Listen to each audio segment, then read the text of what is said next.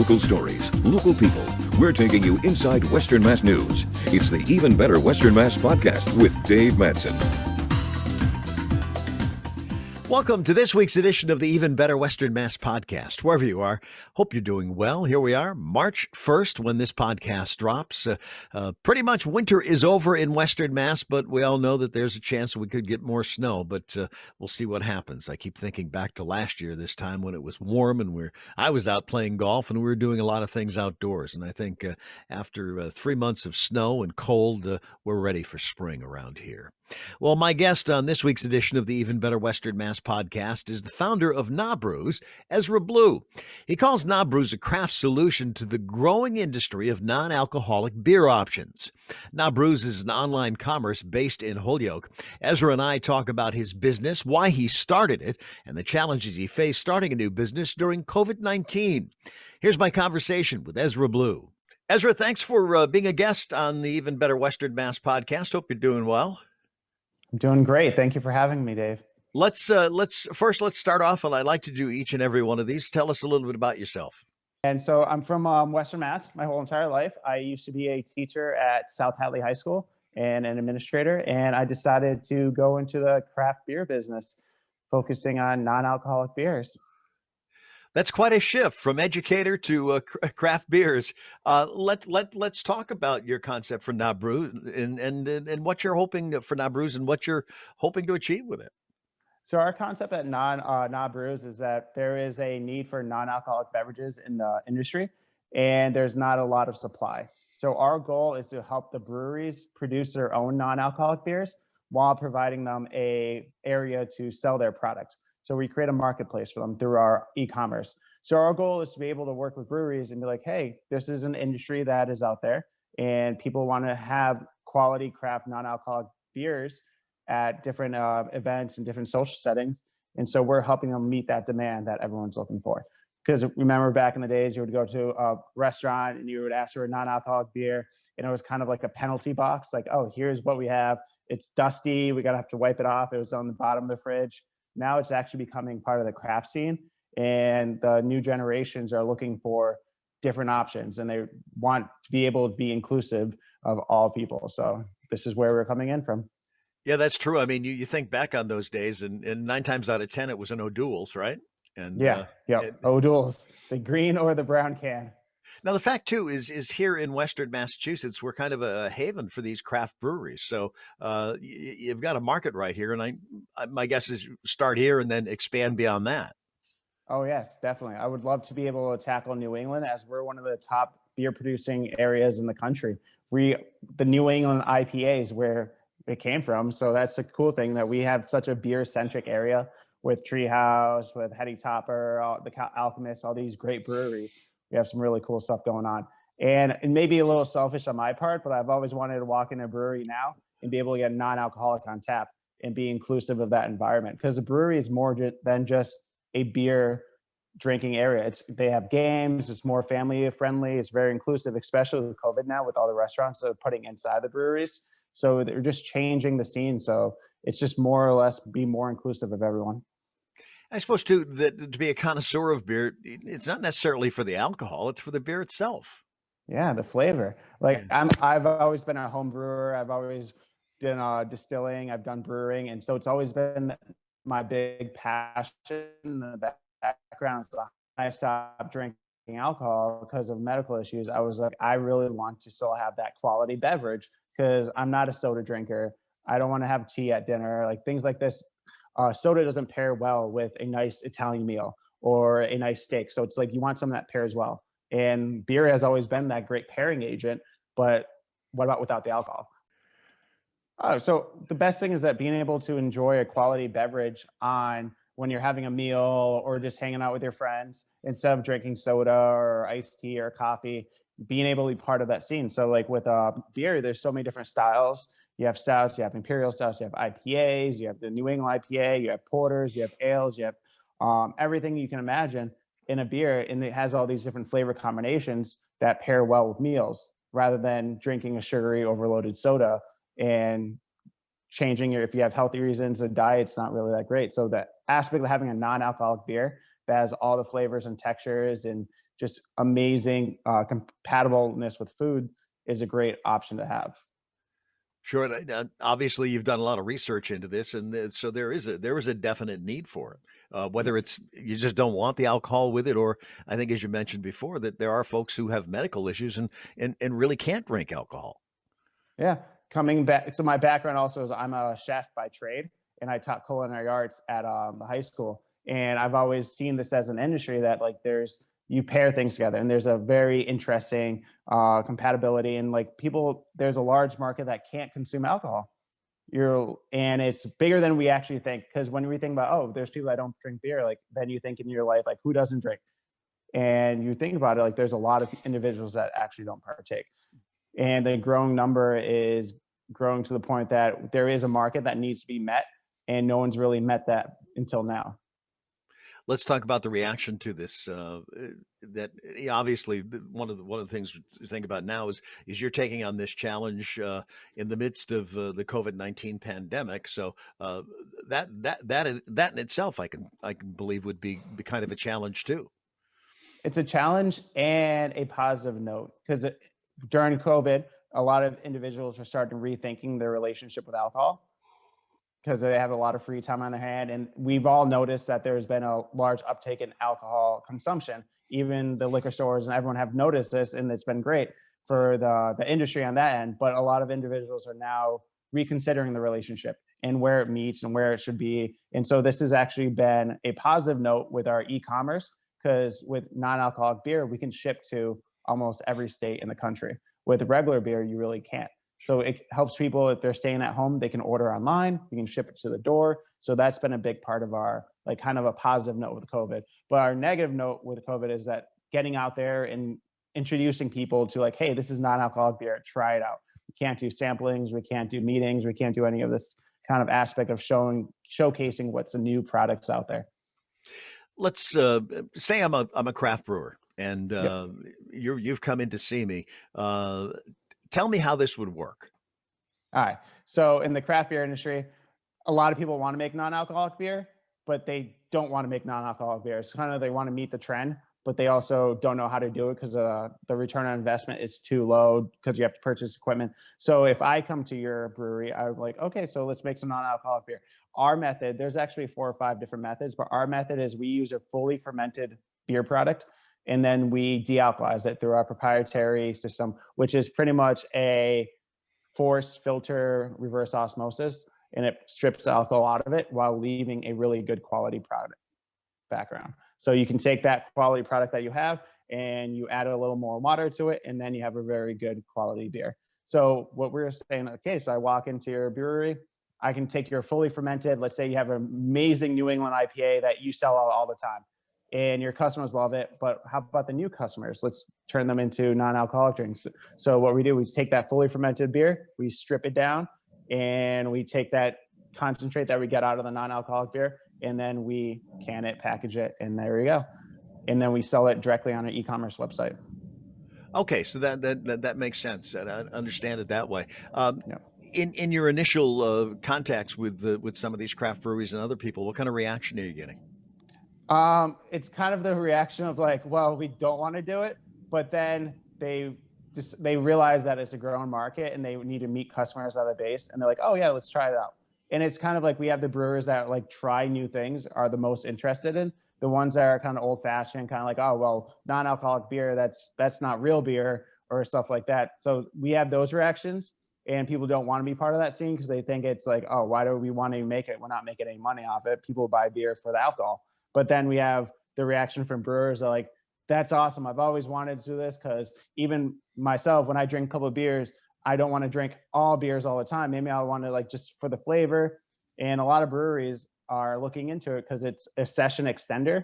So let's say instead of having 3 high test beers, you have three high test beers, then you can have a non-alcoholic beer in between. And now you are able to make more sales and extend that session of the person staying at the brewery.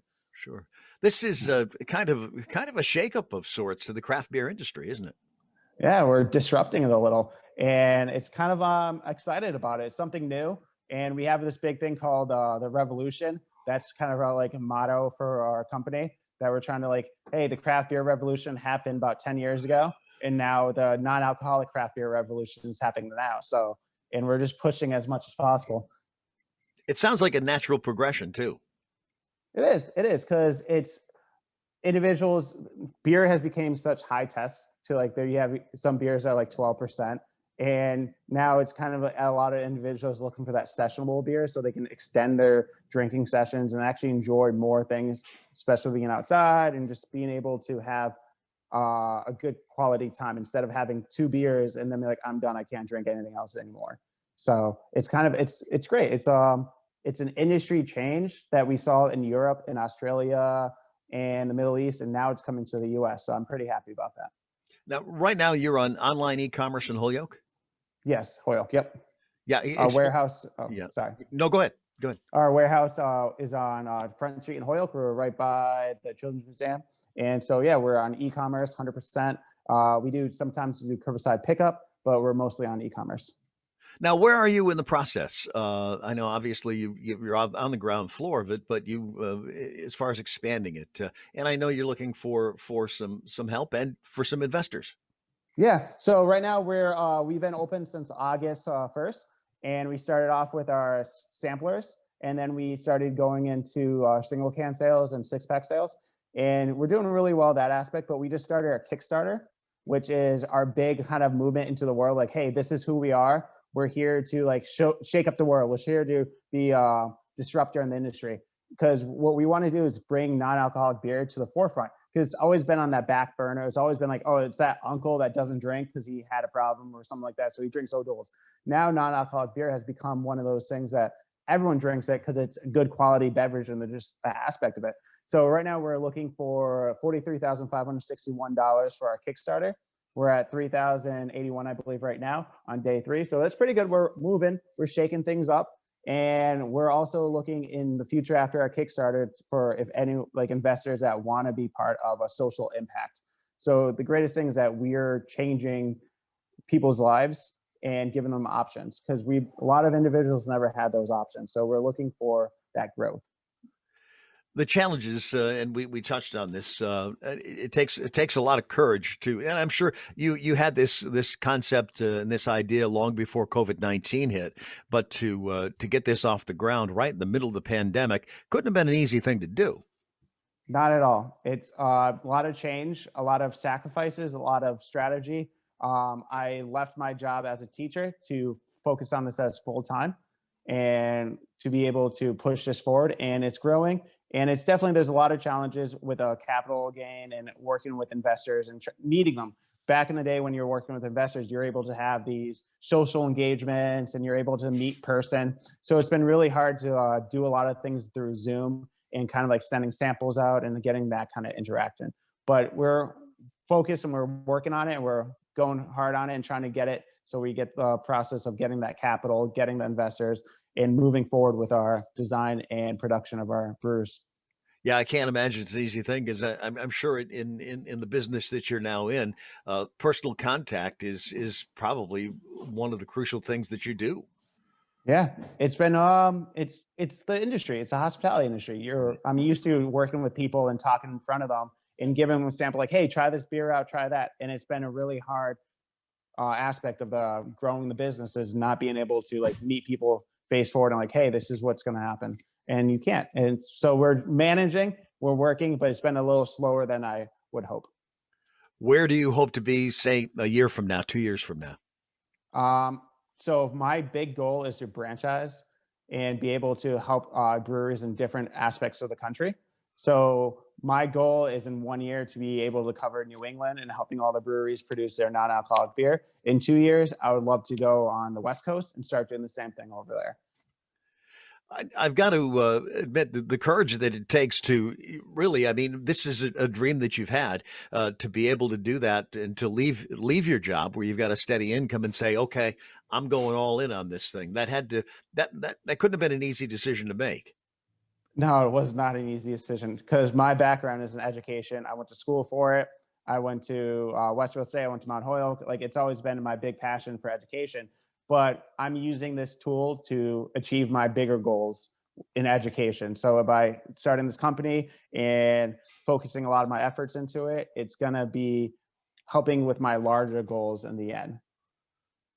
When you were looking for a place to locate, why did you wind up picking Holyoke? I always loved Holyoke. It's always been a city that's always like grew on me. And this building, I used to always drive by, and I always would look at that building, and it always like resonated with me for some reason. And I end up in the building now, so it's pretty interesting. And Holyoke has a great community. There's some old breweries that used to be in Holyoke. You have nice canals, and it's a city that's growing. And I want to be part of that growth and the rejuvenation of the city. As we're in that area right now where we have salons opening up, dispensaries opening up. We have a lot of things opening up in this area, and I want to be part of that new growth and be able to help support that growth at the same time. How are you marketing yourself right now? Your marketing plan? Our marketing plan is mostly social media right now and kind of virality. So the idea that we're starting a revolution, shaking up the industry, that's kind of picking up a little. And we just focusing on Facebook and Instagram. So our Instagram is NA Brews. And what we do is we do videos on there. We're posting our items that we have for sale, and we're kind of like interacting with other motivators in the scene and trying to get it growing. In your business, I'm guessing that social media is probably the best marketing tool you have, and it doesn't cost a lot. No, it does not. And that's the thing. It's someone sees it and like, wow, this is interesting. What is this? And it's a non-alcoholic beer. They're like, I never knew about those things. So that's a cool thing about it. Like a lot of individuals that never would comment on non-alcoholic beer or even see it. So we're posting like our beers and like these craft beer communities online. And people are like, well, that's not real beer. I'm like, well, it's still beer, but it's just a way I choose to enjoy my beer. And that's the thing that's growing. And it's very interesting to see other people start posting it because it's a pride thing. Like, you know what? I still love beer. I want to showcase these good beers. They may not have alcohol in it, but it's still a good quality beer. Sure. Word of mouth, word of mouth, word of taste. Yes, word of taste, exactly. Because one of the old school beers weren't good. They weren't good at all. It was always a penalty box. But these are actually like, you know what? They're really enjoyable. And the idea that like a beer is just a really good quality beverage for yourself with health reasons. They have potassium, magnesium, good carbohydrates, good sugars. And some of our beers actually have like antioxidants and electrolytes. So it's like they're actually good quality beverages for yourself, even if you're not like socializing. There's like a good beverage to have. Looking at the challenges, obviously, number one, you want to raise some money, but I guess your biggest challenge, especially with beer drinkers, the connoisseurs of craft beer and everything else, is winning over the skeptics. Yeah, and it's we're getting there. We're getting there. I love doing the blind taste test. Like, hey, try this beer out, and people are like, wow, that's pretty good. I'm like, it's not alcoholic. Like, no way. Like, that's a double hop IPA. I'm like, yeah, it is, but it's really good. And then they start realizing where this can actually place in their life. Like, okay, like you're having dinner. Do you really want to drink a beer? Because if you want to go to like sports or like with your kids later on, no, you still want a good beverage. So like these things, people are starting to learn where the place is for these quality non-alcoholic beers, which is awesome. I love it because it's you see it in their eyes when something changes, and it's like, yes, I got them. Reminds me of the old days of remember the Pepsi challenge? Oh, Pepsi was marketing Coke. Yep. So you've got the NA Brews challenge. Yep, the NA Brews challenge. There you go. Thanks, Dave. You just created that. Like, here you go, try this out. But it's just fun. Like, even in my social circle, there were never non-alcoholic beer drinkers. And now it's grown to the point that like, even in my social circle, and even the restaurants I work with, the individuals are starting to drink non-alcoholic beers because they know that there's good quality and it's abundant and there's a place for it. So it's kind of fun. It's fun changing things. When you think about it too, I suppose if you're a connoisseur of beer, you're not the connoisseur of the alcohol. You're the connoisseur of everything else outside of the alcohol. Exactly. I love that. Because that's the thing. You taste the hops, you taste the malt, you taste the way it's been processed, you taste everything, the lactose. And that's the best part of the beer. The alcohol has always been like, okay, that's part of it. Yeah. But that just like came with it. But once you like start enjoying beer without alcohol, you're like, wow, I just enjoy beer. And I really don't care about the alcohol aspect of it. So it's pretty cool. It's fun. And then like we have some beers that are like breakfast beers. I know that sounds kind of crazy to even say, but it's just like kombucha. Kombucha is a fermented beverage that's been alcohol stripped. But the idea of like a breakfast beer, we have one beer that's 31 milligrams of caffeine in it, and it's a roasted coffee stout, which is really good. And it's like, enjoy it. If you want like a cold, warm, it's hitting the slopes, and you want a cold breakfast beer, there you go.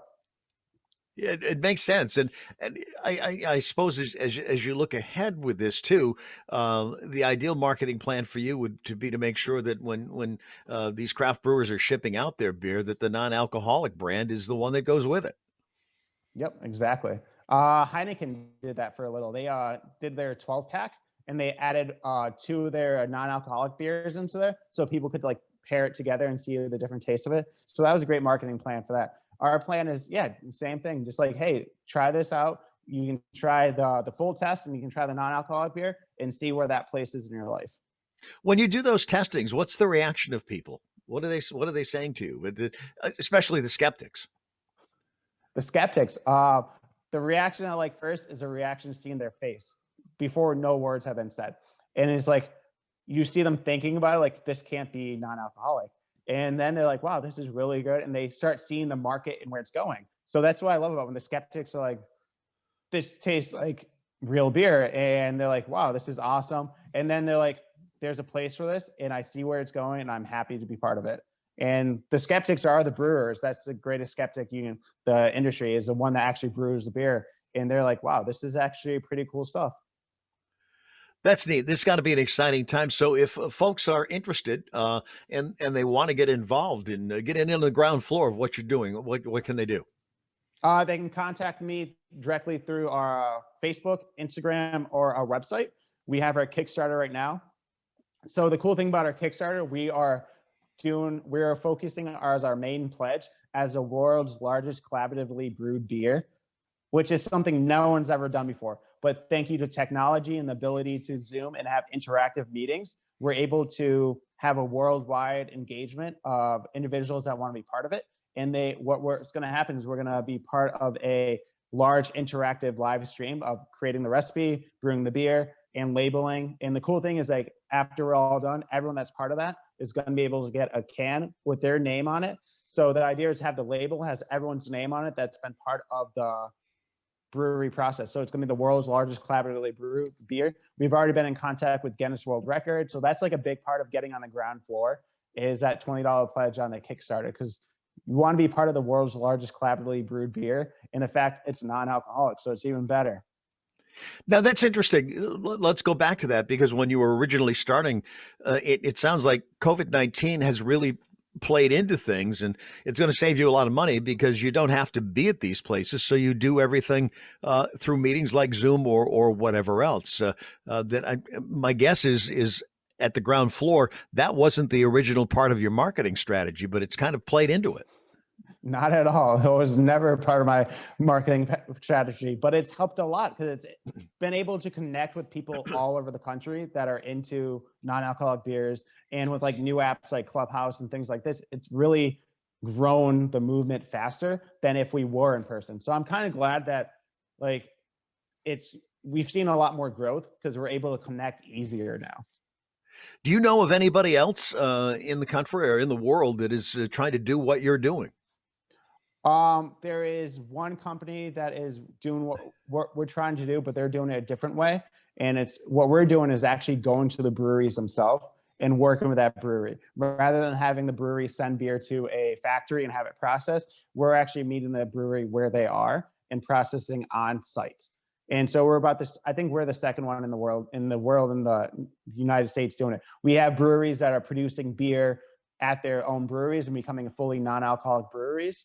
And those are the ones that they ship all over the country. But what we're doing is giving that power back to the independent craft brewer, the one that your local brewer that you want to support, those individuals. So that's the biggest thing. We're giving them the power because most breweries can't afford any new investment in technology.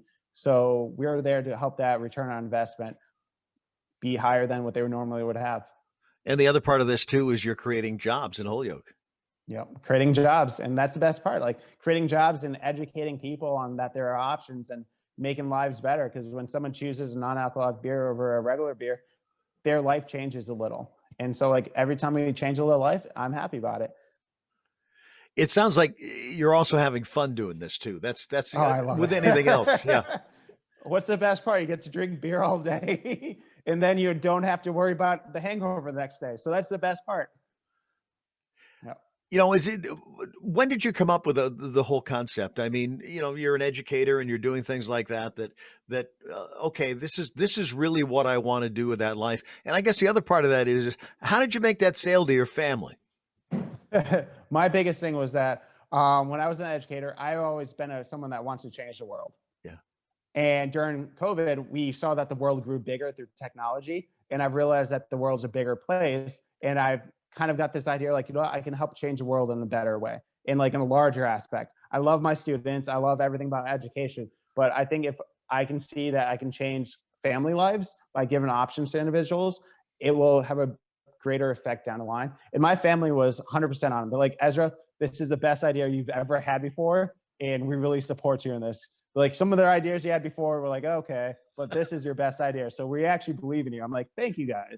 So it's been good. It's all I want to do is change the world and help people have options, because growing up, we never had options. The option was a penalty box. You take it and everyone judged you. Now the option, you take it and it's like, that's good. I'm happy for that person. That looks really good. And they're part of that scene. So it was it's been really good, really happy about what we're doing, and just moving to motivate the world to help them change just a little better and change in the good way. We've touched on a lot of things. Anything you want to touch on that we haven't gotten to?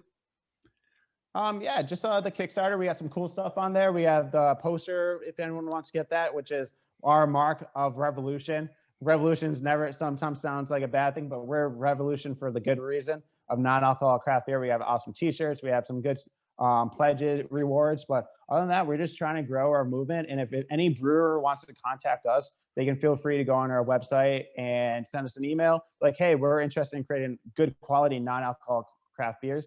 And we're ready to shake things up and create awesome jobs in Holyoke. Hey, if I had a non-alcoholic beer, I would toast you, but I'll do it with a coffee mug. Good luck on all this. I know. Thank you, Dave. My thanks to Ezra Bleau for being my guest on this week's podcast. Now, if you'd like to learn more about NA Brews, you can go to their website, nabrews.com.